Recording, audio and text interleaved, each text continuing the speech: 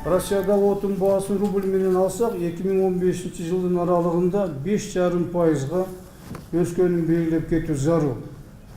Ал ошол эле былтыркы жылдын аралыгында Кыргызстанда ГСМ баалары 12%-га арзандашуу белгиленген.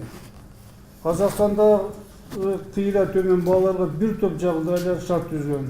Алардын ичинде ГСМ баалардын мамлекет тарабынан жөнгө салынышы, салыктардын төмөндүгү, бензинге болгон акциз 2 есе, дизель отунуна 3 есе төмөн. Транспорт чыгымдардын аздыгы, темир жол ташууда ички тариф транзит тарифтерге караганда 3-4 есе төмөн. Теңгенин девальвациясы. Эмне үчүн Кыргызстанга мындай продукттар башка коңшу өлкөлөрдөн эмес эле бир гана Россиядан ташылат деген соолор менен ассоциация көп байлашат. Андыктан бул суроого да түшүндүрмө берип кетмекчимин. Биринчиден, Кыргызстан жана Россия президенттери келишкен макулдашууга ылайык Россиялык ГСМ экспорттук поштинасы ташууда.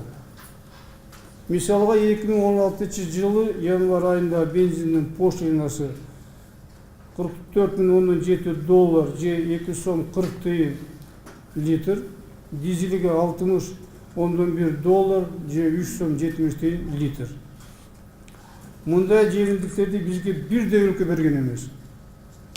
Башка өндүрүүчү мунажат дүйнөлүк баалар менен сатууда. Андыктан алардын сунуштары экономия жактан ыңгайсыз жана Россиялык өндүрүүчүлөргө атаандаштык түзө албайт. Чийки мунайды дүйнөлүк биржа бааларынын Кыргыз Республикасында ГСМдин чеке бааларына тийгизген таасири. Акыркы убакта дүйнөлүк биржаларда мундай баалардын арзандоосу байкалып, ушуга байланыштуу көпчүлүктө бензин баалары да арзандоосу керек деген суроо жаралууда. Андыктан мындай суроолорго да түшүнүрмө берип кетмекчимин. Чындыгында дүйнөлүк рынокто мунай баасы менен мунай продукт бааларынын өз ара байланышы бар. Бирок ал түз байланышкан эмес жана бир нече ай кеч таасир этет.